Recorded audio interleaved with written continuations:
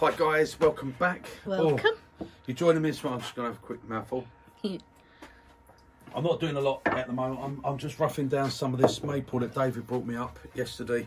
Because it's wet. It was felled in May of this year, so it's still wet. It's not soaking wet, but it's still quite wet. And what I want to do, I'm going to turn them to bowl shape. I'm rough turning the outsides, and I'm going to quickly rough turn the insides so I can store them as bowls to dry out. Because one is space, and two, I don't want them to crack. Okay, so if I do it, that's why. And the other reason, well, if you're turning wet maple, it always makes the tools look good, doesn't it? That's why everyone does it. Come on. Right, so you get nice ribbons. Right, quick one, guys. Get down to Lidl's. I've already bought mine, so I don't need another one. They're doing these calipers in there, these compass type ones. It comes with that, and it comes with a little pointy scribe as well, right? But the brilliant thing with these ones is you can put a pencil in the side as well. They're charging 25 quid for these. eBay, they've got them on there, 25 quid. I think it was £6, £6.99, I think, in there. And it's really thick steel. It is nice. It's heavy, it's solid, well made, and it's fantastic for doing this. As I say, you don't have to have the pencil in it. You can use it for doing your marks on the bottom for your tenons. It's nice, easy to adjust. I use it on my blanks like this because what I do, I've marked this one already. I just put it on like that to just get my scribe line, so I can sort of measure the 4 points, and I can get my centre. So then I know I'm centred when I'm turning things like this, because I don't like rounding them on the bandsaw. I like to turn. That's the fun for me. You know, let's just face it, there's not a lot of fun in turning a bowl, is there? So you've got to get what fun you can out of it. Right, so I'm just going to pop this one on, rough it down. Now, what I'm using in here is I'm using my large one of these that go in the cone. Do you know, this from RDG Tools, RDG. Yeah. So I wish I had about 3 or 4 of these, because I'd have different heads on them, but I haven't. I can't get any more of them. In the they all sold out. Yeah. So I've just mounted that in my chuck, which works absolutely fantastic doing it that way anyway. Because I'm using the big one, which is, just so you know, well, someone will ask me, it's 1.5 inches, okay? So because I'm using the 1.5 inch one, when I put that on for the hole, it tends to centre a piece of wood nice and straight. And I've just got my normal step centre in this side, okay, and I'm just roughing these between centres. I don't need any more than that. And what I find is, because that's 1.5 inches round, it tends to keep this straight when it goes on, so the front edge, top edge is straight. So that's why I do it like that. And I like to turn between centres like this. I feel nice and safe doing that. So I'm just going to bring this round to there, because I've done it on my compass and got centre, then everything is quite nice here and true. Right, just make that a fraction like that. That's it there. Right, okay, and I'm going to go in with a mixture of tools. I will do a little bit of carbide as well, but I'm going to, first few cuts I'm going to take with spindle gouge. Got a bit of cracked bark there, so and not only that, like I said, I use all the tools, use them all together. It gets you good practice with all of them. I like to use the spindle gouge because it's fun. It's fun, exactly as that. But please note, because I know there's a lot of people saying about using. Can you use a spindle gouge? And people saying no. I mean, I'm going to be using my 5/8 spindle gouge. Okay, it's a very nice, solid spindle gouge. Okay, strong as any bowl gouge. But if you're going to come in like a lot of people do with a bowl gouge, and you're going to be here and you're going to pull like this, and you're going to sort of bang, bang, bang, bang, bang, then no, don't use a spindle gouge, use a bowl gouge, okay? But if you're going to get your handle down here low and come in like I'm going to do, well, I'm going to start that up. Right, that's all good. I'm turning, you turn at what speed you turn it. I'm turning at 1600 RPM, okay? Now I'll come in with my handle right down, like we've done before, okay? And I just roll it and come in.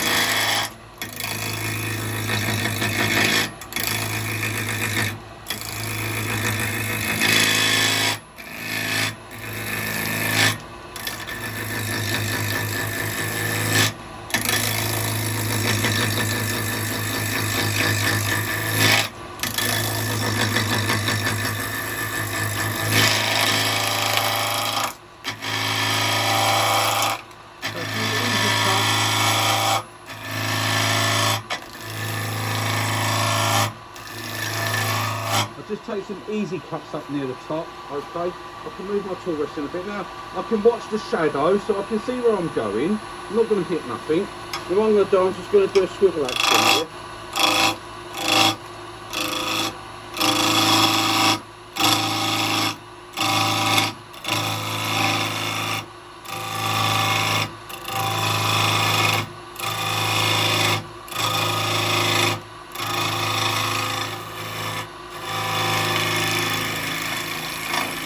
I don't want to cut down here if I can help it really.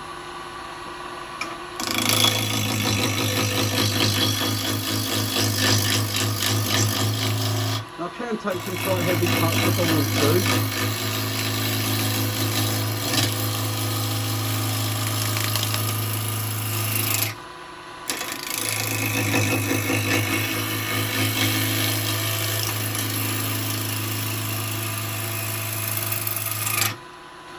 But this is what I love.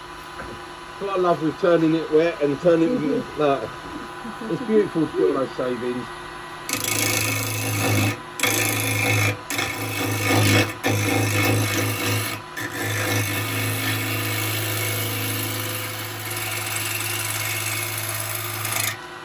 Now, like I said, I know I've been said before.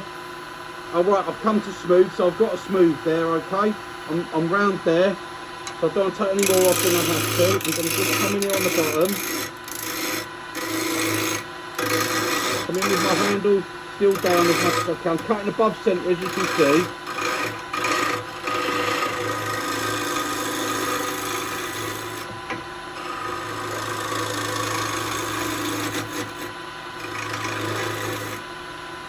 Right, now I want to just get my tenon on here.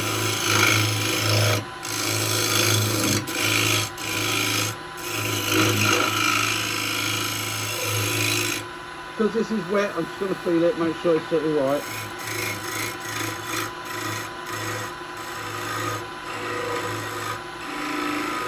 So I should go in there now, I should knock that little nub off like I normally do.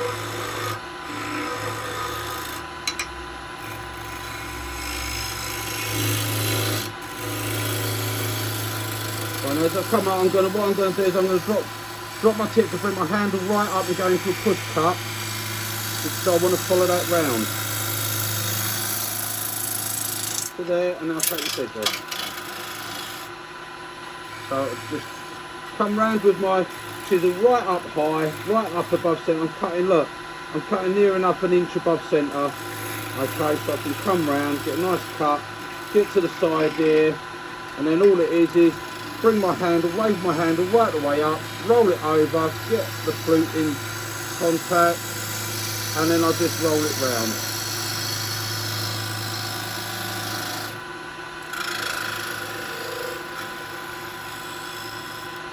And that way, I'm just going to come round it, a little shear cut. Okay, remember we only shear cut today, we don't shear cut downhill.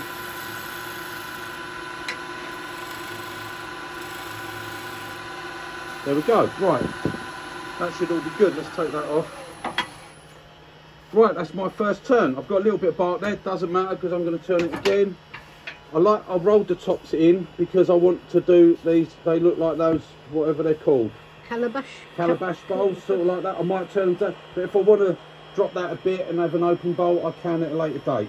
My little nub there, as you know, I always just get my chisel, look for which way your grain's sort of going. Come on there. There you go, it's going. There, round that side, take that little bit off. That's it, and that's all I need to do. It just helps it to sit in the chuck better. And I'll get hold of that and I'll do the inside in a minute. I'll be using, most probably be using Carbide to do the inside. Okay, so I'm going to very quickly rough another one down because I've got 3 of them here and I want to get all 3 of them done. Okay, and put the tool back in there. So again, I'm just going to get my compass from Lidl's. Oh, Lidl's is so good. They've got some good stuff at the moment. They've got some good gauges and stuff in there. I picked up a few. Right, so all I do, right to the edge of the bark with my pencil. I've done that with a point, not a pencil. So I've got to come half, move it back, go there. Right, there, no. open it a little bit, move it to the edge, go back. That's at the edge there. So if I put a little mark there and a little mark there, right, I think I need to move that way by about 2 mil to be fussy. Like so, like so. Am I happy with that?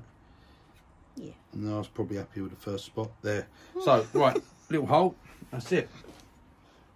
I mean, I've got loads of these, I've got Braddles and stuff, but you do get this. I thought this was a pen type thing that come with it, but it's not. It's actually a scribe. So it's just got a nice metal point on it. So you can just, there you go, get a nice mark and it's done. That's it. And then straight on here. This one's a little bit bigger than the other one. Okay, and like I said, it goes nice and flat on that because I've got a nice big centre. So if you're roughing them down, there's a way. Okay, there you go. And like I said, you know,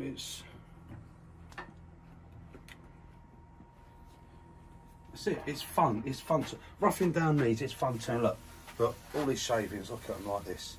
Lovely, nice look, nice long shavings you get. It's beautiful. And like I said, spindle gouge is a lot of fun, guys. You know, get you to. The main thing about why I like doing it is because nothing comes back to me. If I use a bowl gouge and I come in here this way, this boom, boom, boom, boom, boom. Because it's your joints, guys. I tell you, it'll muck your joints up later on. It really will. Right, so I've done a spindle gouge. I managed to get. I've got one of my True Cut tools here. I've had this for years. I must have bought this about 6-7 years ago, maybe 8 years. And I used it quite a bit, and I bought it second hand, and I've stopped using it because I wasn't able to get over the tips. That's how long the bar is, and it's normally, when it comes in a wooden handle, it's down to, it's not 3 inches into a handle. Okay, I took the handle off because I like my own handles. Now these, apart from, well, despite what belief is, a lot of people seem to be saying that these have a screw-in tip. They don't have a screw-in tip. What they have is on the shaft, which is a solid 16. This is the 16. They do a 19mm one as well, which is nice, and a 13mm, which would be your 1/2 inch. Now the shaft is solid 16mm, and these actually have a hole in them, and there's a little tenon on the end of this, if you like, and they glue on, and that's it. They just glue on. When you get out the sawdust. Go on, go on, get. I know, look, you're eating it. Get out. You're not eating shavings. Sorry, guys. Buster's eating wood down here. Go on, out. Right, so with the tips, you put my. I wasn't able to get any tips because Axminster Tools used to do them, and they've stopped. They don't do. They still do a lot of wood cut, but they don't do the chisels anymore. And I just went on and I've got them from New Zealand, so I've got that, and I've got a 19mm spindle gouge one coming as well. So I'm really looking forward to that. And with the tips, they glue on, and when you buy the new tips, you get the glue with them. But this one, because I didn't have it when I first bought it, this was done with super glue, and that's it. You can just put it on with super glue. When you want to change it, heat it up just gently. Don't make it go any colour on that. Just heat it gently, pair of grips on it, and it comes off, and that's it. But they last between 2 and 5 years, depending on how much work you do. This one, as I say, I've had for years. I stopped using it. I'm going to do a bit on here with it, actually. Now, because I know I've got a new tip coming, so I don't mind. I stopped using it because I didn't want to wear it out. You know, it's one of those things, I just like having the tool. And I really didn't want to wear it out. Let's spin that up. This might be a bit fast, but no, it's still all right. That's all right, that. So again, now with a bowl gouge, we've got to come in slightly differently.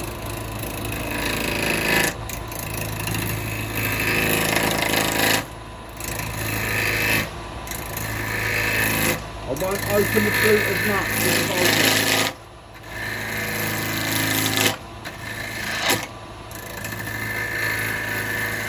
But still, with my handle down, more like that.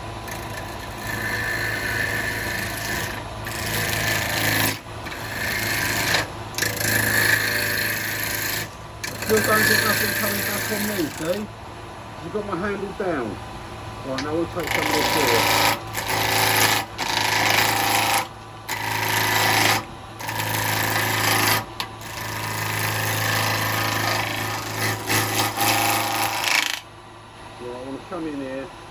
same thing. I'm going to come in and I'm going to stroke it.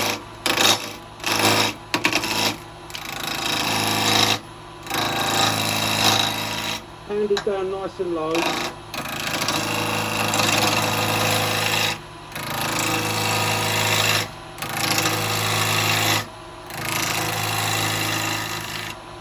The bowl gouge, you just have to actually approach like you.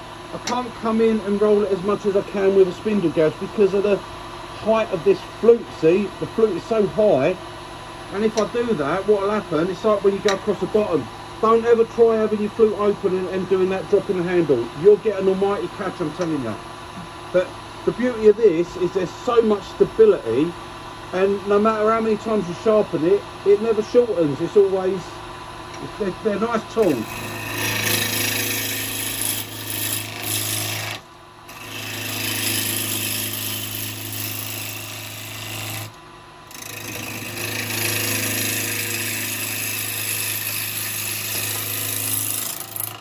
Take a nice bit of wood off, nearly round.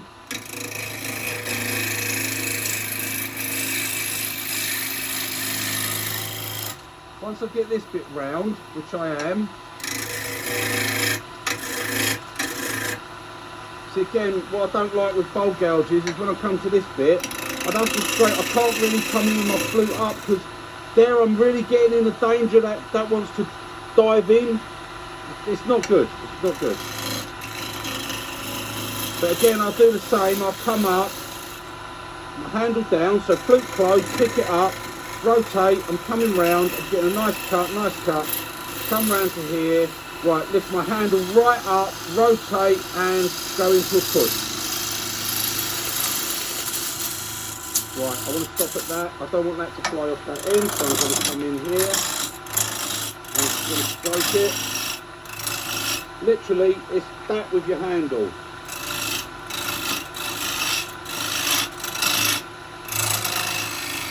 And with the handle nicely down, there's no catching.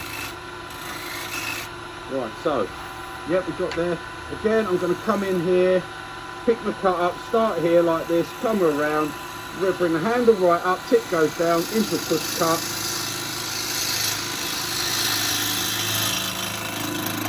And now go, off the end.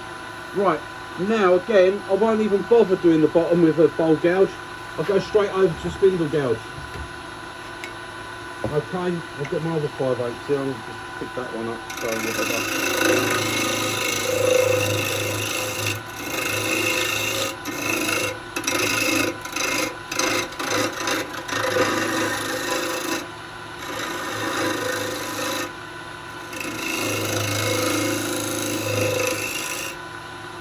just check whether that's round. No, it doesn't feel round.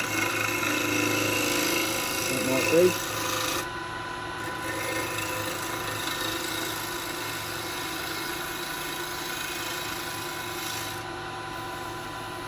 A little bit of bark there still, I can feel that. That's alright. So I'll come in and clean it all up with a spindle gouge. Right, I don't know whether that's round there or not.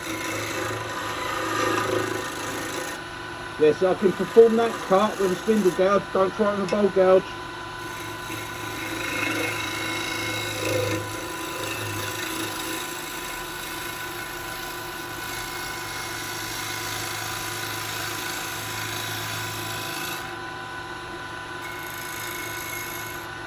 If you're lucky to do it, it's out of pure luck that you did it. Right, no, I haven't. I've got a bit of bark there, so I can't get hold of that. I've only got round to there on that tenon, so I'm going to have to go a little bit deeper. That's a shame, actually, because this has got a nice bit of colour there, but I'm going to have to go a little bit deeper with it. Right, I'm going to go, this is a 5/8, so I'm going to go over to a smaller spindle gouge. I'm going to go over to a 1/2 inch spindle gouge.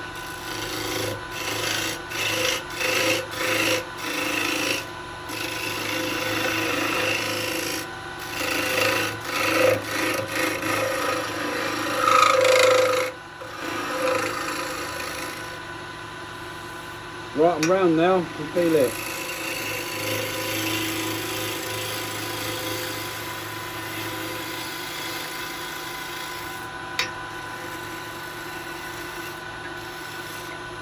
bit. Just want to clean that up a little bit. Right, okay, there we go. That's another one done. Yeah, I've got enough there now. Right, so I'm going to quickly whip this round. I'll take that off, that little nub, as I always do.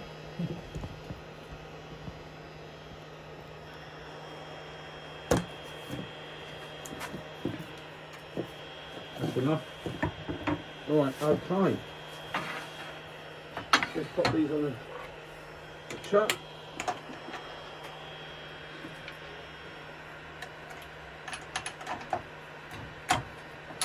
We'll do a quick little bit of hollowing, which I will probably do mostly with carbide because, well, it's good for it. I mean, we can do a mixture, but it's...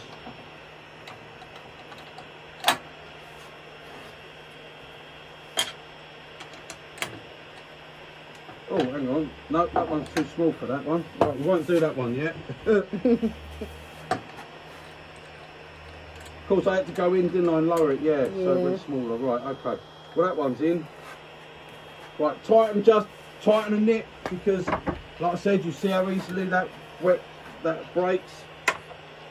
So it's wet wood. We don't want to break it.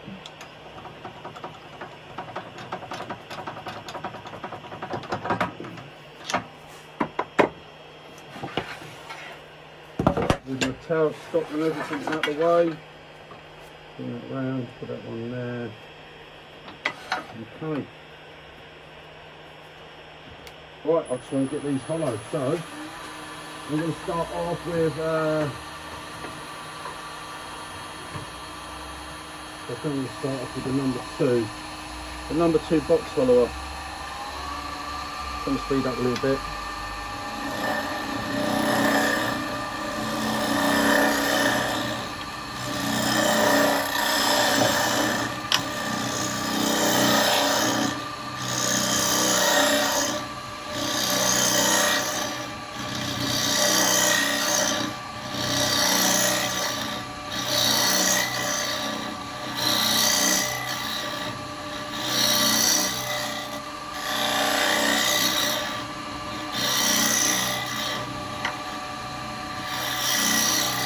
This is quite shallow. Number 2 is a bit big actually. Let's go to the number 1.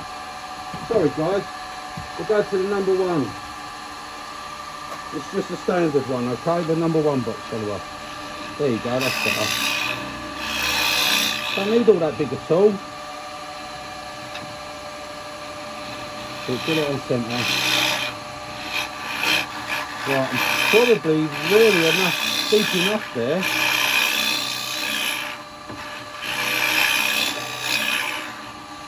Now, if you've got carbide, guys, you're really set up for doing this. Really easy. So now we just go to a square. Just a 14mm square.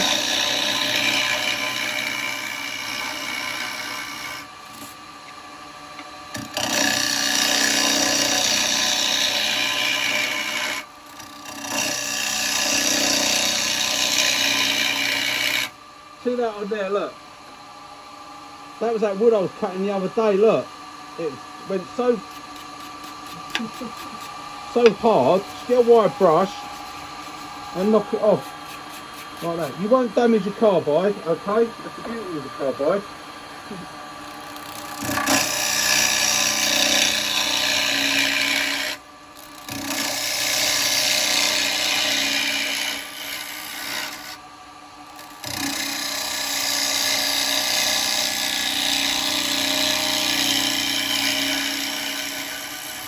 Now obviously I don't want to take this down too thin because it's got to be turned again, so about there's going to be about right. That'll be about it. So I'll come back to the box follower.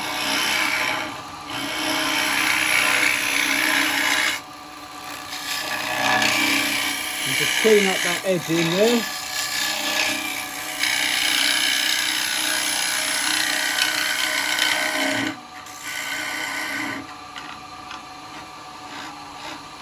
I'm above centre here actually, I'm quite a bit above centre. I'm not over worrying it because this is only a first turn. Right, there we go, that's it, that's done.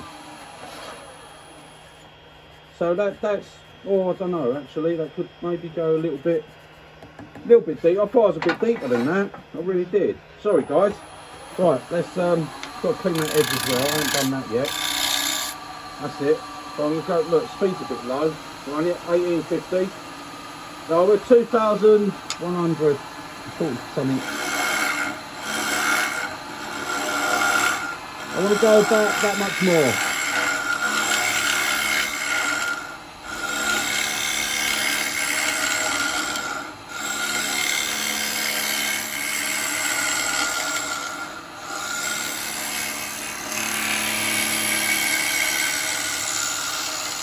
I want even thickness top and bottom, see? Right, sides and bottom. Right, so roll over, come round, come round, come round, come round, drop the handle, drop the handle, drop the handle, drop the handle, drop the handle. Out of there, that's it, that gives us clean finish. There we go, that's better. Right, that's that one done. So again, guys, if you've got carbide, you know, that's a first turn, that's alright, let's go and be dry, leave that to dry now. But I've sort of done a little cut to get a clean finish. I don't want to leave them rough and horrible, do I? No. I mean, at the end of the day, we are wood turners here, you know. we are civilised, we're not like commoners. Right, that one's a little bit smaller turning, but I've got it. Tighten a bit, tighten a little bit. Now, the 9mm box hollow, I'm just using that just because I am, really. It's a lovely tool, it can do it. I mean,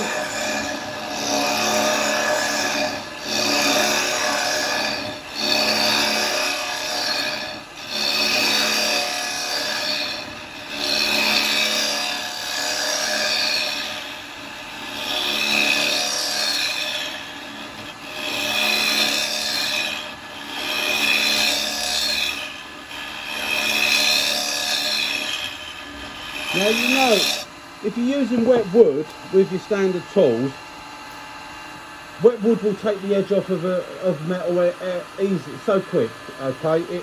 Wet wood will always take the edge off your tools quicker. And if you're going to rough down a load of these in a day, you'll be sharpening loads of stuff. Today you won't sharpen it, or you'll do it all day and you won't have to sharpen it and it'll still keep cutting. So the thing with that, look, that's 1.5mm cutter. Okay, and it's 9mm, 8.9mm across, and you see the way it takes that wood out. It's absolutely fantastic.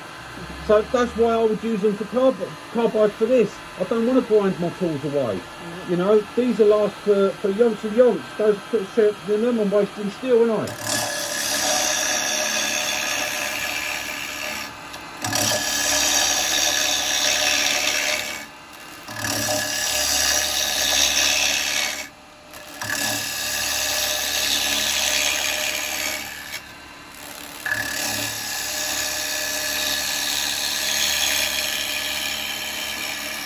And look at that, shavings again, look at it, look. And that's what I say, guys, that's why anyone that's demonstrating tools, you'll always find they use a nice bit of maple.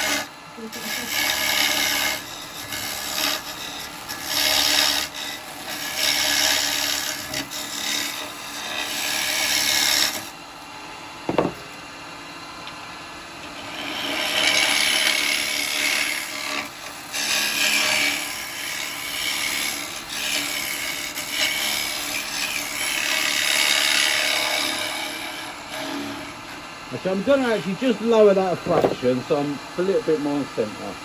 It's literally only a couple of mil, but it does make a difference. Now look, put the tool on centre. If it doesn't skip, you know you're on centre. Well, that's actually a lie, so I'm slightly bugged. I was holding the check. I have a habit of checking centre and holding my handle up. Right, flat. Okay, right, there we go. Right, I've just got to see how deep I am.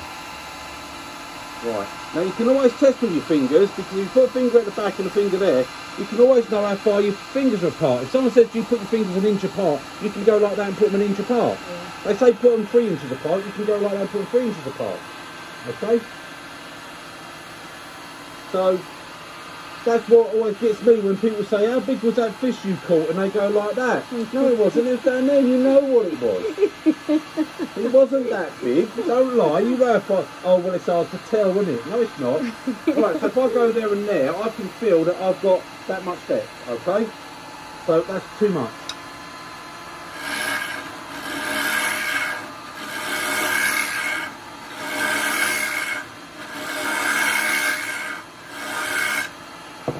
God gave us some really good, clever stuff. Right, there you go, that's perfect.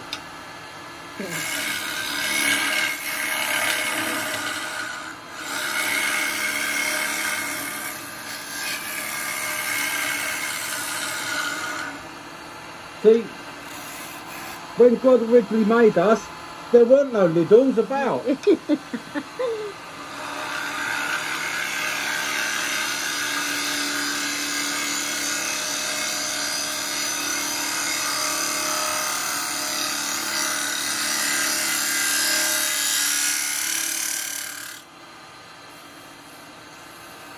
Yeah.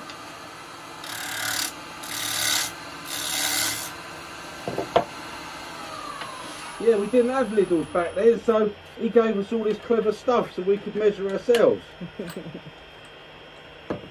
There we go, there's another one. Okay. And I'm doing them all the same sort of shapes. These are all going to be about the same. There's not a lot you can do with, that's the size, isn't it, and that's the shape, but that's it. That's all done roughly to that same thickness. So I've got one more to do. So if you want to stick around and watch this one, you can, but I've got to change my chucks because I want to try that chuck. That's why I actually made that one a bit smaller. Yeah, of course. No, I had to go in and take another cut because there wasn't enough, so it made my bit smaller.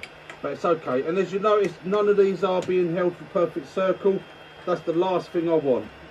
I do not want a perfect circle on any of these. I want that. That's it, done. I want that to just bite. I don't want it over tightened. Wet wood, it can come off so easily. Right, this has got a little bit of a wobble on the front here. This is lovely and true, but this is a bit off on the front. So first thing I'm going to do, when I start it up, I'm going to come across the front. So that we just take that wobble off.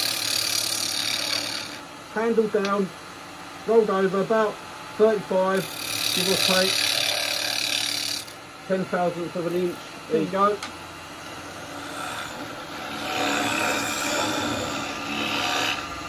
Now I feel like I'm a little bit low. Amazing, isn't it? I feel low. There we go, we're alright.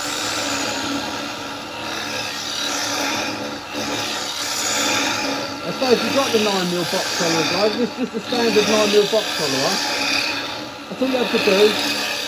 Put it on centre and just a little bit of back and forward, and that's your hold rig.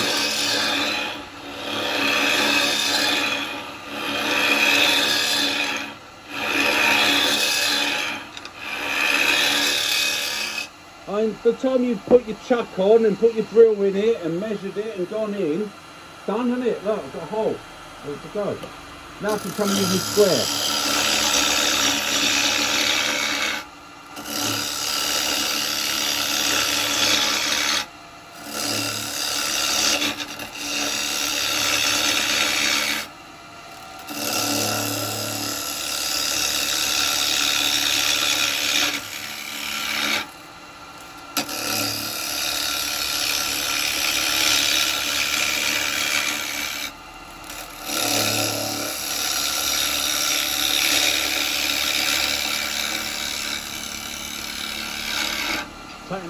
All cuts to the centre. Oh, there's a thin, look, I could hear it. Yeah. It's just there. It's a bit of shaving that's caught up. There you go. I could just hear it and I thought, what's that? It's flapping around like a propeller.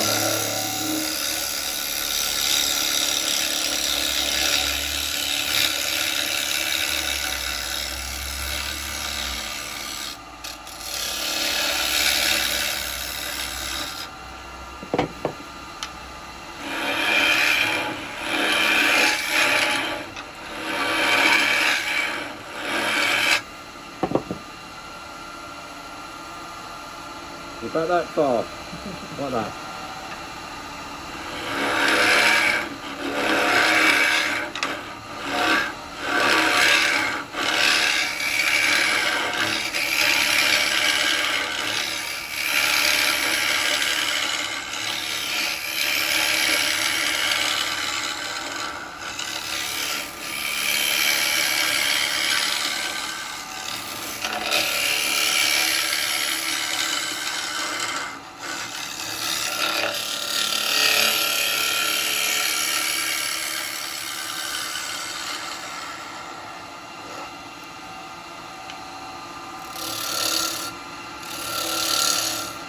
You know, when I first started, it's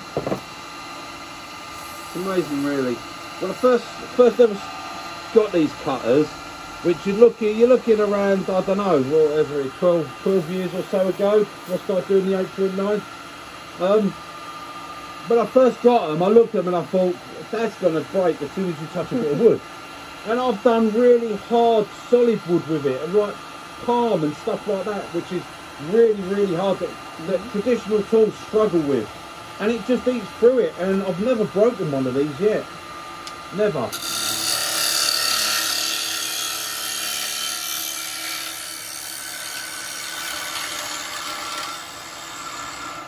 But you know, sometimes the problem is when you use a 12mm or 50, you think like for moving more wood, the 12mm or the 15mm, bigger cutter, more wood. Don't work that way. They get more grabby because they're too big. They're taking too much off, you know. And this one is just absolutely, it's just fantastic. It really is.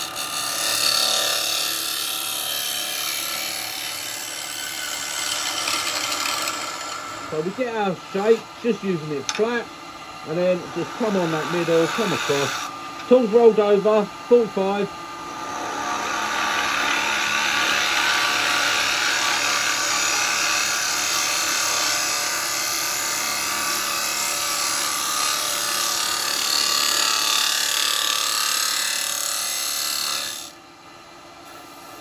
Lovely. There we go. That's our 3 bowls roughed down. Right, there we go. We've got a little flat bit there. Look, we've got a little thing in there. So, but we're all fairly even. So that's all right. That can be left to dry now.